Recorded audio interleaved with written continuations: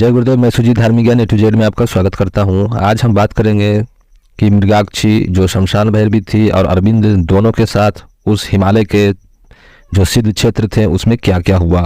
वे दोनों वज्रयानी योगिनियों के घेरे में जा चुके थे और वे सामने थे। वे तीनों सर्वथा नग्न थी और पास में ही रखी पोटली से गांजे की जैसे तरह कुछ पदार्थ निकाला, चिलम भर के उस पर अंगारा रख दिया, नीचे कपड़ा का टुकड़ा लगाया, चिलम मुंह से लगाया और जोर से खींचा। एक ही सांस में उसने सारे गांजे को पी लिया।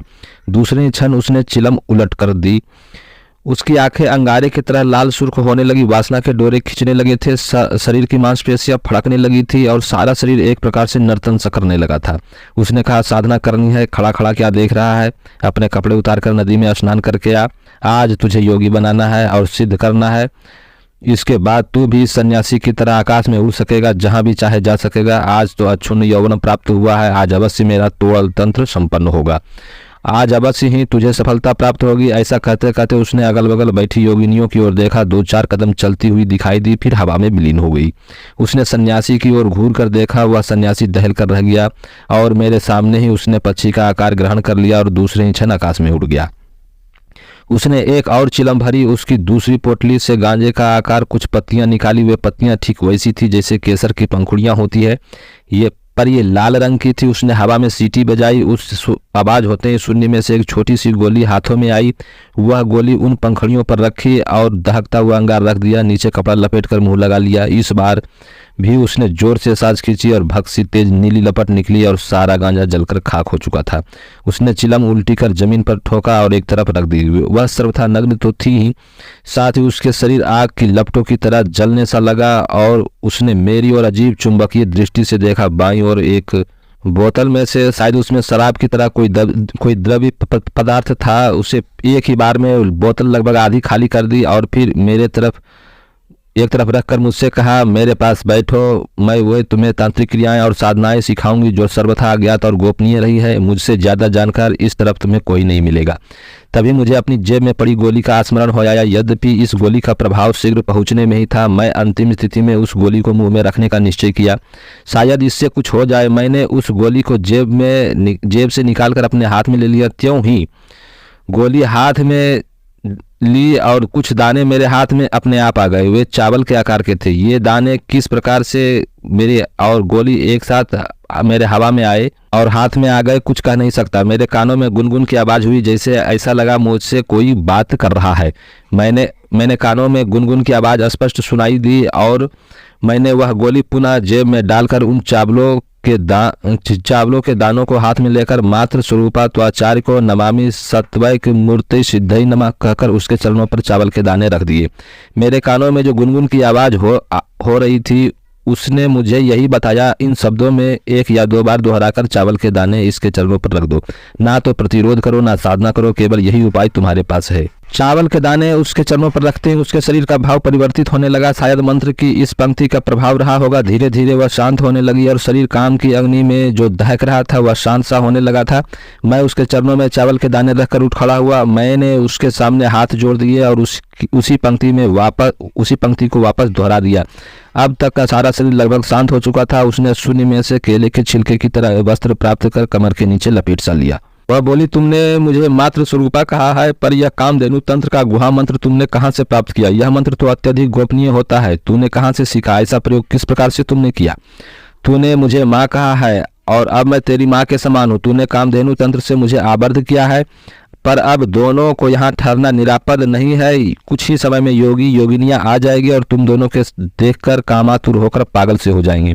निश्चय ही तुम दोनों के साथ वे साधनाएं करेंगे। मेरी राय है तुम्हें यहाँ से चले जाना चाहिए। मैंने कहा, माँ, जब हम दोनों तुम्हारी शरण में आ ही गए हैं तो तुम्हें छोड़कर फिलहाल कहीं नहीं जाएंगे। मैंने देखा कि उसके शरीर परिवर्तित होने लगा और अपने आप वास्तविक रूप में आने लगी। उसका शरीर जो कुछ ही क्षणों पूर्व यौवनवती कामातुरा रूपसी थी, वह ढलकर प्रौढ़ स्वरूपा यानी बूढ़ी हो गई। इस समय जो स्त्री मेरे सामने बैठी थी उसकी लगभग उम्र 55 वर्ष के आसपास दिखाई दे रही थी। आंखों में मातृत्व का साफ साफ भाव दिखाई दे रहा था। वह उठ खड़ी हुई, बोली, यदि तुम नहीं जा रहे तो मैं फिर तुम्हारे साथ चलूंगी। यहाँ रहना किसी प्रकार से ठीक नहीं होगा।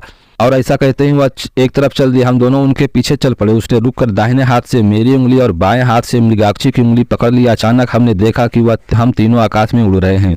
हमारे नीचे पर्वत, नदियां तेज गति से दौड़ती हुई दिखाई दे रहे थे और मैंने अपनी आंख बंद कर ली डर से।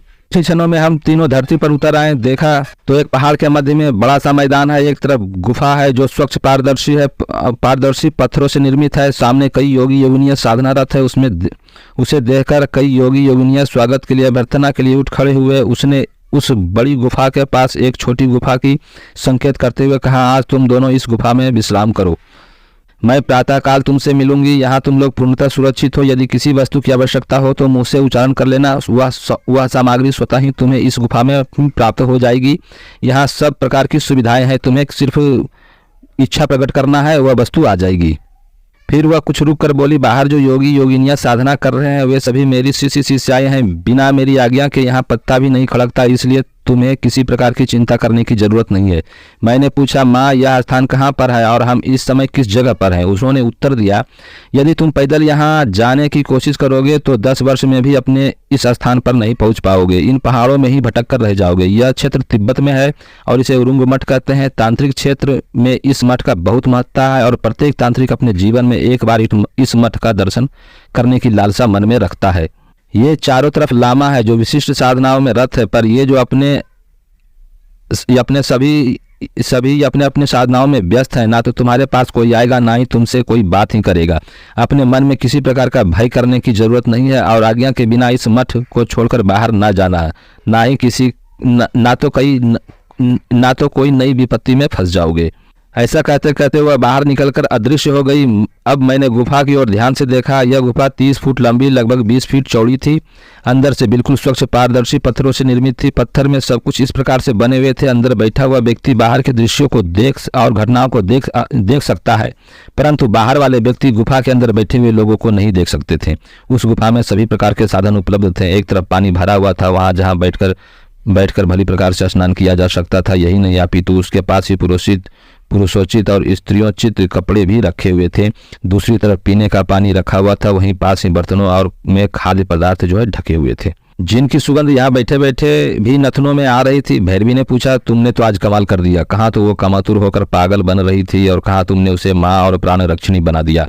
निश्चय ही आज यदि और योगी योगिनियां वहां आ जाते तो ठीक वही दुर्दशा हमारी होती जो उस सन्यासी ने बताई थी। पर तूने कामधेनु तंत्र से उस पंक्ति को उच्चारित करते ही सब कुछ बदल दिया। क्या तूने कभी कामधेनु तंत्र जैसे कठिन तंत्र को सिद्ध किया था? इस पर अरविंद जी कहते हैं कि मैंने कहा, इच्छा तो अवश्य थी, परंतु जीवन में उसे सिद्ध करने का अवसर ही नहीं मिला। मैंने वह सारी बात बता दी, जिस प्रकार से जेब में रखी पारद गुटिका को स्पर्श करते ही कानों में गुनगुन की आवाज के साथ मार्गदर्शन मिला। चावलों के दाने प्राप्त हुए और मैंने वही किया जो मुझे बताया गया था। मैंने उठकर स्नान किया, वहां के रखे हुए कपड़े धारण किए। फिर मैंने भैरवी को भी स्नान करने के लिए कहकर गुफा से बाहर निकल गया। मैंने सोचा जब तक यह स्नान करेगी आसपास के भौगोलिक स्थिति को समझने का प्रयास करूंगा। मैंने बाहर देखा कि तिब्बती लामा अपनी अपनी साधनाओं में बैठे हुए थे। उनके चेहरे की बनावट स्पष्ट ज्ञात हो रही थी। वे सभी तिब्बती योगी हैं, निश्चय ही लामा होंगे। वह क्षेत्र में भी तिब्बत का ही भाग दिखाई दे रहा था। लगभग आधा घंटा आसपास घूम फिरकर जब वे वापस गुफा में आया तब तक भैरवी स्नान कर कपड़े बदल चुकी थी। हम दोनों बैठकर वहां भोजन किया। भोजन के बाद मृगाक्षी बाहर घूमने की इच्छा प्रकट की। हाँ, एक बात स्पष्ट कर दूं कि यहाँ दोनों जो भोजन किए थे वे बनाया नहीं गया था। ये मात्र इच्छा करने के बाद ही वह भोजन प्रकट हुआ था।